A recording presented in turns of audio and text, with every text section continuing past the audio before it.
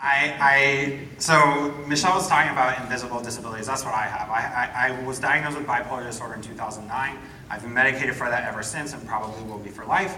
I was also diagnosed with OCD, having certain OCD tendencies in 2015, and I received regular therapy for that.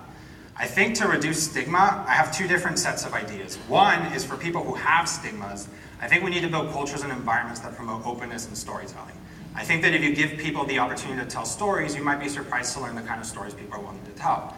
I think it's similar to putting an open mic on a stage. At first it's going to be terrifying for everyone, but eventually somebody's going to walk up to it and start talking. So I think what we need to do, like our jobs at our companies, is to do the equivalent of putting an open mic on a stage and then inviting people to use it and supporting them when they do, and then just generally stand back and let the storytellers do the storytelling. I certainly benefited from such an open mic at Facebook, metaphorical one. The real ones are actually terrifying. And then second, on the other hand, for people who don't have disability stigmas, I think we're going to need to find ways to connect with them. So just to go into some of the dirty details around my mental health, I was diagnosed as part of a 7-day stay at a mental hospital.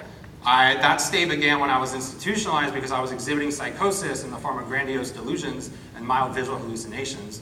I know what it's like to have suicidal thoughts and to picture myself jumping off of buildings or in front of subway trains.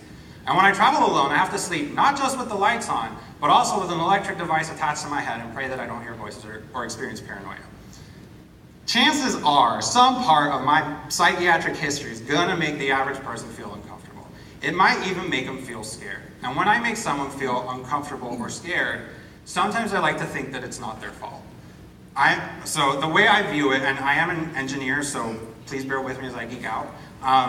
The way I view it is that when I make someone feel uncomfortable or scared, it's part of the bloatware that all our brains come pre-installed with, regardless of mental health. And my job, still an engineer, is to help people uninstall that bloatware that their brains came with. And I think the best way I can do that is by connecting and meeting with people face to face.